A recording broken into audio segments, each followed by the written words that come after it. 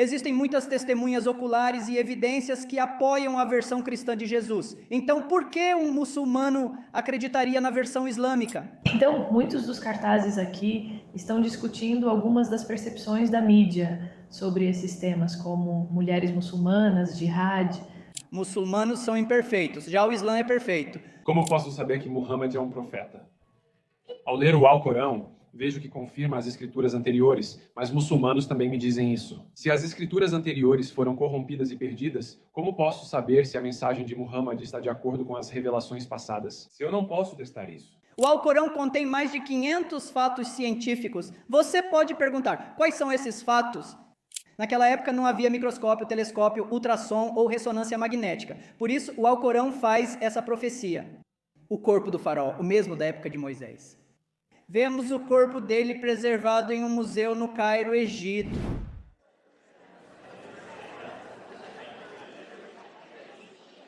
Vamos começar pelo primeiro. Agora, eis as condições do quiz. Tudo bem, muçulmanos, apreciamos vocês e vamos orar por vocês, certo? A oração não tem preço comparado a $20, então vocês estão fazendo um bom negócio. Então, esses prêmios são apenas para nossos irmãos e irmãs não muçulmanos. Levantem a mão e o irmão ali verá quem levanta primeiro. Para qualquer pergunta, ok? Fiquem atentos. Tudo bem, 360 lentes para você. Aqui vai a primeira pergunta. Um governante muçulmano disse: como vocês podem escravizar pessoas quando suas mães as deram à luz livres? Levantem a mão. Irmão ali, quem foi o primeiro? Muito bem, deem uma grande salva de palmas para ela acertou. A resposta é o mar. Isso aí, aproveite, certo? Aproveite. Então, esse é um incidente importante. E um exemplo importante de justiça feita por Umar e também por outros chefes de Estado.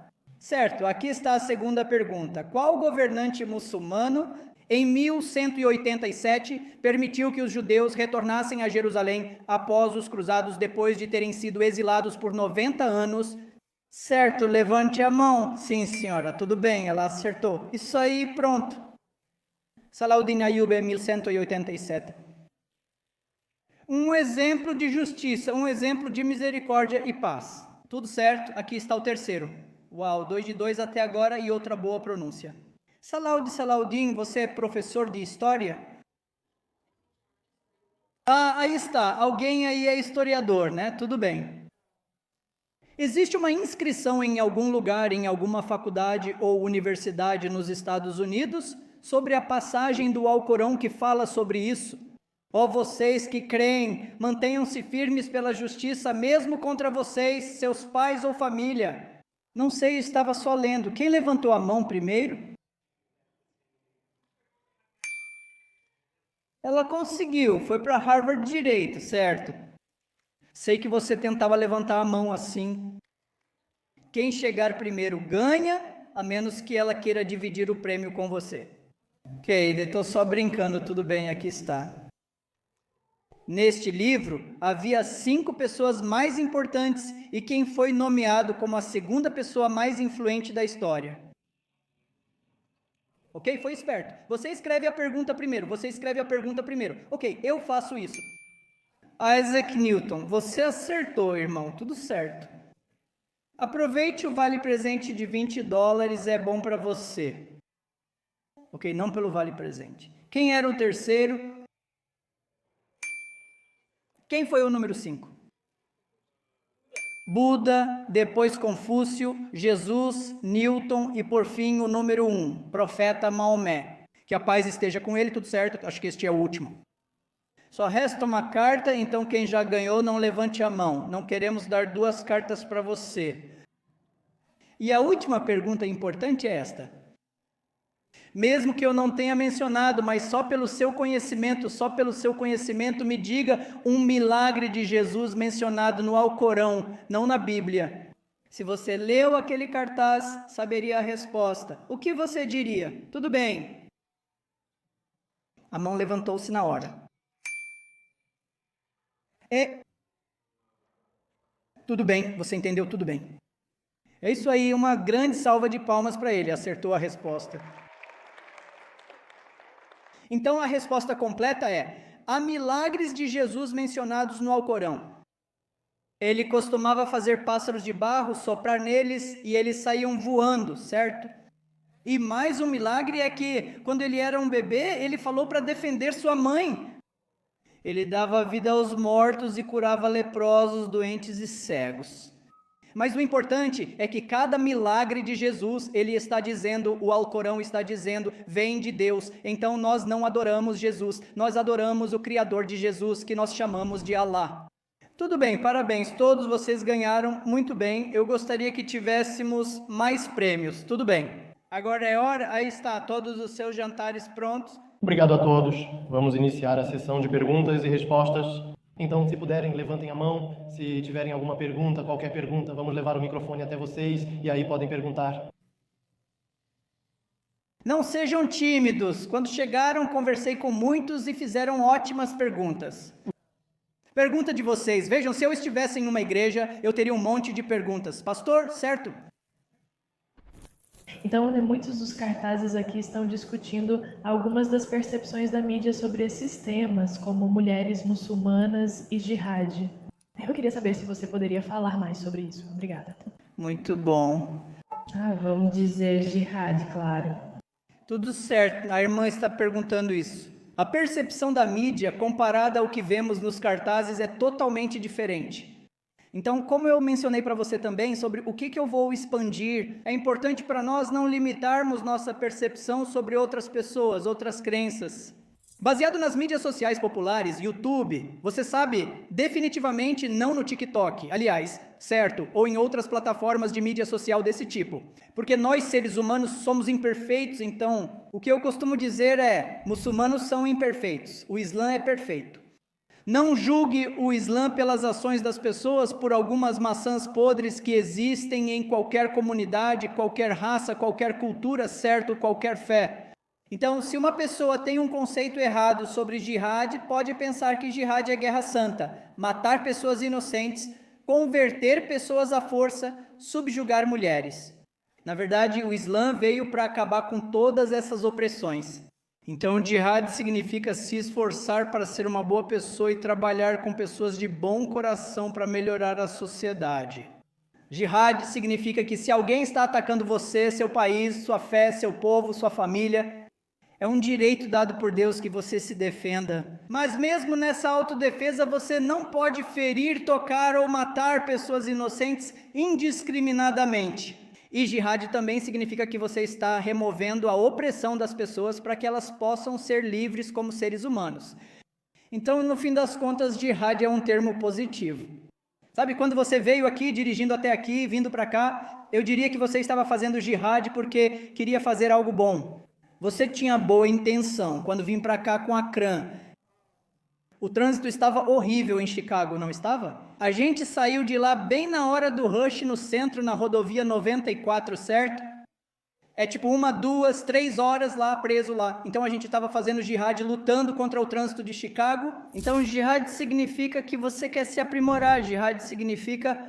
Suponha que uma mesquita aqui descubra que nossos irmãos e irmãs hispânicos estão sofrendo. O que a mesquita pode fazer? Se a mesquita tiver bons advogados, queremos ajudar essas pessoas. Assim, advogados e mesquita fazem jihad para melhorar a sociedade. Então, jihad significa que você está se esforçando. Então, o nome dessa luta é jihad em árabe. Tudo bem, muito bom. Obrigado por quebrar o gelo e fazer uma pergunta importante e difícil. Ok, próximo, pode ir em frente. Eu sei, aí está, irmão. Seu nome também é... Sim, Langsdax. Eu sou cristão. Documento de arrecadação do Simples? Dax, DX. Dax, tudo bem, pode continuar. Então, acho que minha maior dúvida agora, basicamente, é como eu poderia saber que Maomé é um profeta? Ao ler o Alcorão, vejo que ele confirma as escrituras anteriores. Os muçulmanos também dizem que as escrituras anteriores estão corrompidas e perdidas. Então, como eu saberia que a mensagem de Maomé é consistente com as revelações anteriores, se eu não posso testar isso? Ótimo, bem-vindo, Dax. Fazendo uma pergunta que é diferente do equívoco. A pergunta é, como saber que o profeta Muhammad, que a paz esteja com ele, é realmente um profeta ou o último profeta? E como você sabe que o Alcorão é uma escritura verdadeira? Ok, tudo bem, você sabe. Ontem à noite, depois da última oração, eu dei uma palestra ou discurso de 20 minutos exatamente sobre esse tema. Como dizer e como mostrar que o Alcorão é a última escritura. Ok, importante, existe um Criador. Muitos de nós cremos em um poder superior que no passado nos deu escrituras.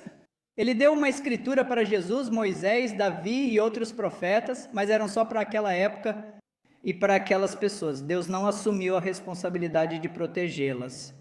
Por exemplo, se você faz uma aula de Biologia 101, o livro didático de Biologia 101 talvez tenha sido lançado em 1999. Isso não é relevante para nós se quisermos passar no exame em 2025. Afirmamos que aquelas escrituras foram em certo momento a palavra de Deus e serviram de orientação para pessoas específicas. Mas como o papel delas foi cumprido, Deus enviou a escritura final, o Alcorão, como orientação para toda a humanidade. Como sabemos que o Alcorão é verdadeiro? Antes de tudo, o próprio Deus diz no Alcorão, capítulo 32, versículo 2, o autor do Alcorão é o próprio Deus. Em segundo lugar, não há erros no Alcorão, o Alcorão é infalível. Se um humano escrevesse sobre tantos temas, haveria alguns erros e equívocos. Então isso também é uma das provas. A terceira prova seria, e você pode gravar isso se quiser, certo? E a terceira prova seria que o Alcorão mantém sua pureza. Veja, diferente de qualquer escritura do passado. Quero dizer, pastor, eu sou um colecionador de Bíblias, aliás, certo? Tenho 300 Bíblias na coleção de várias denominações, idiomas e versões. Elas diferem quanto ao número de livros.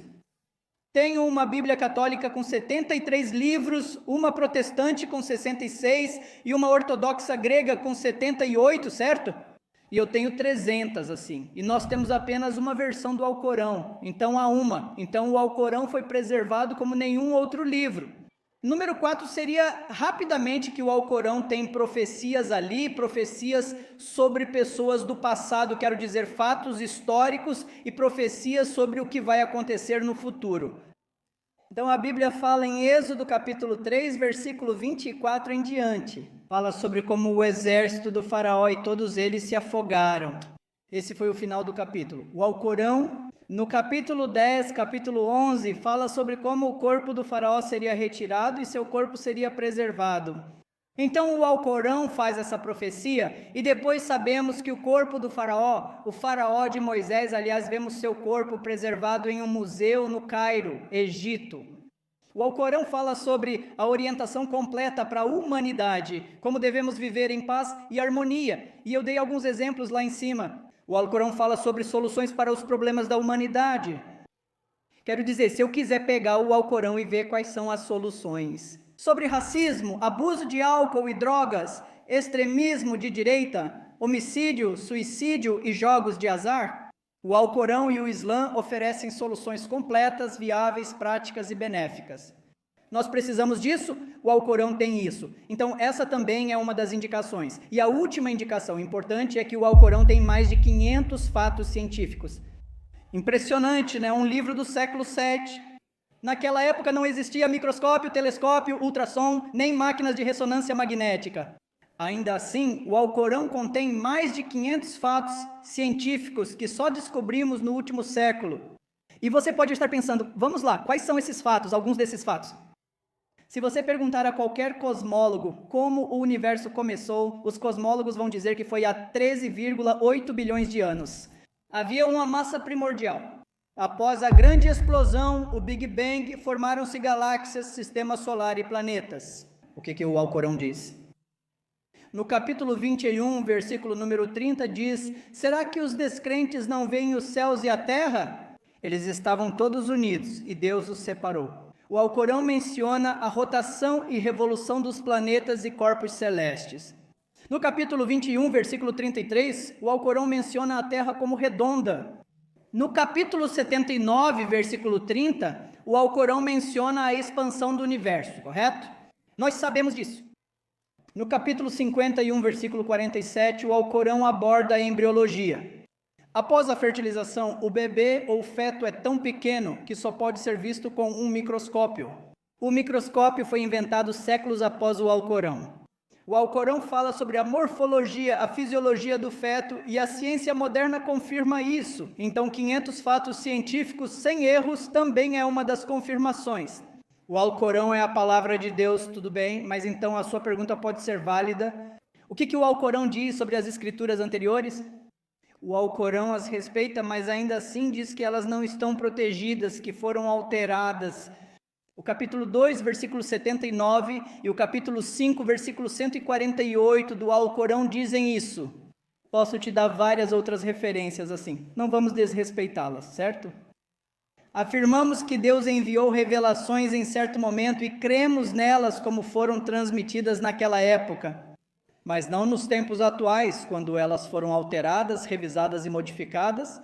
Mas então Deus enviou a escritura final, o Alcorão, para nos devolver o monoteísmo e a orientação completa.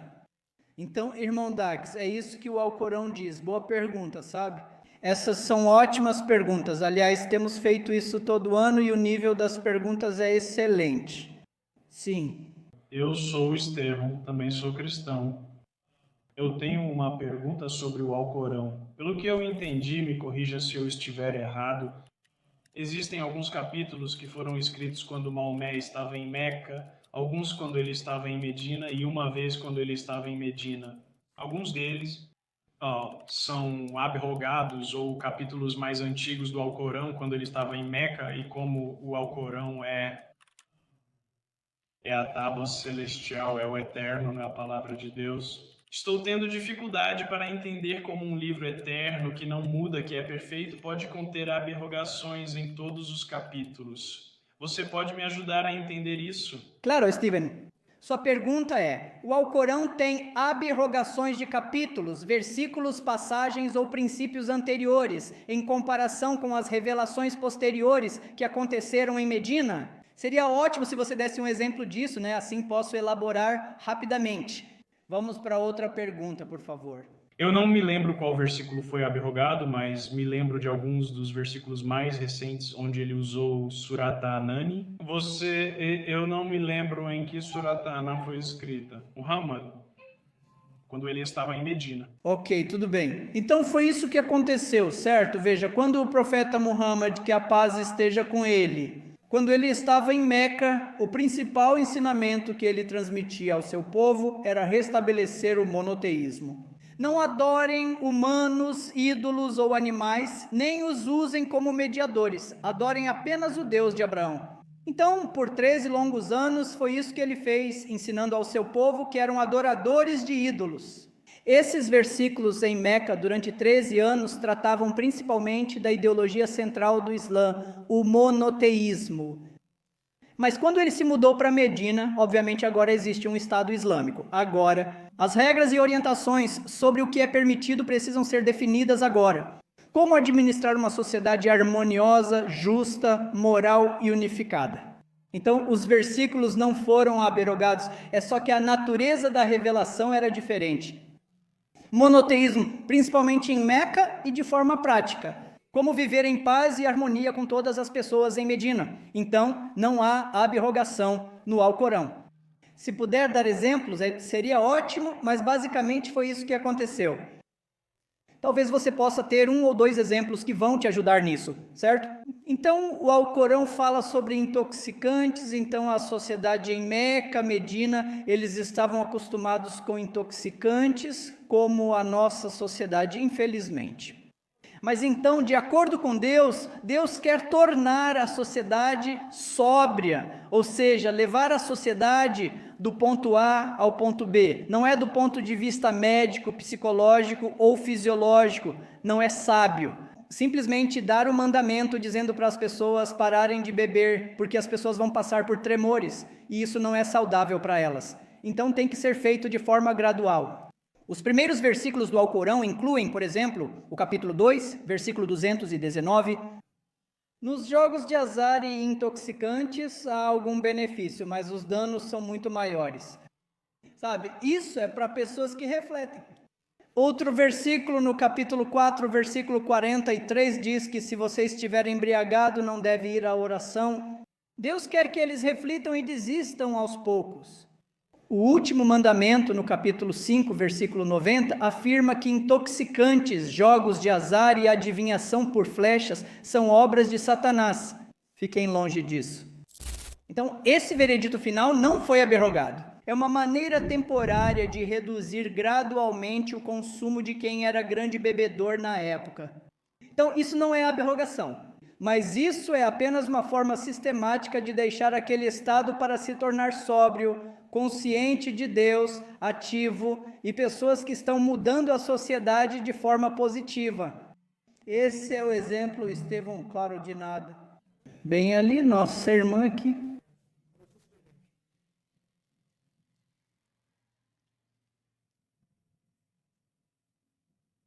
Obrigada, eu não gosto muito de falar na frente das pessoas. Tudo bem, obrigada. Minha pergunta é sobre os diferentes relatos de quem é Jesus no cristianismo em comparação com o Islã. Pelo que entendo, o Alcorão corrobora as nossas escrituras anteriores e diz para que Maomé as consulte. Diz que você deve acreditar nos profetas que vieram antes dele e que Jesus é considerado um profeta aos olhos do Islã. Começando, acho que foi o relato do irmão Sam hoje, ele falou sobre isso. Na opinião dele, ele não acreditava que Jesus morreu, mas na Bíblia há mais de 500 relatos que testemunham e dão prova após a morte dele. E também há um relato, acredito que do governante romano Tibério, sobre a morte. E além disso, o Islã se refere a Jesus como um profeta, mas Jesus disse: "Eu sou o caminho, a verdade e a vida." Na minha opinião, teologicamente, as duas religiões não podem estar corretas ao mesmo tempo. Há muitas coisas que realmente só pode haver uma verdadeira ou que nenhuma das duas seja verdadeira. Então, na minha opinião, você consegue entender isso? Como elas equilibram isso?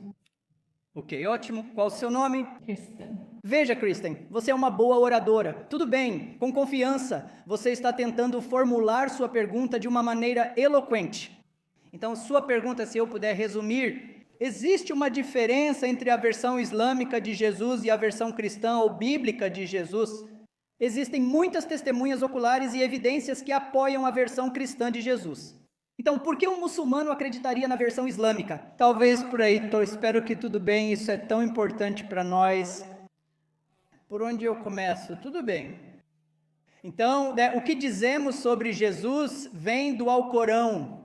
Dizemos que ele é um profeta de Deus, dizemos que ele fez milagres pelo poder de Deus, afirmamos que sua única mensagem era convidar para Deus e que não foi crucificado.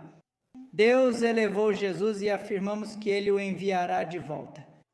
Tudo isso vem das fontes islâmicas e, como muçulmanos, confiamos nelas por termos evidências. Como o irmão perguntou, como sabe que o Alcorão ou o profeta são verdadeiros? Nós dizemos que a evidência está lá. O mesmo Deus que enviou Jesus, Moisés e os profetas também enviou Muhammad. Que a paz esteja sobre ele como o último mensageiro com o livro. Então, nós dizemos que acreditamos na versão islâmica de Jesus porque há evidências. E o próprio Deus deu o Alcorão com essas evidências, certo? Então, esse é um dos motivos pelos quais confiamos na versão islâmica. E você está 100% certa, Kristen.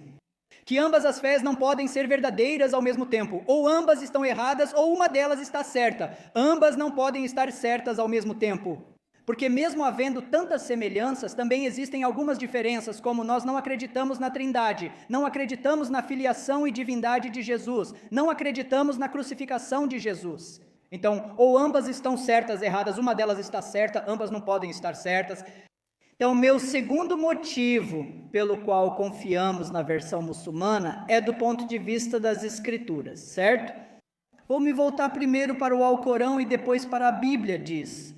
No Alcorão, capítulo 3, versículo 51, Jesus é citado dizendo: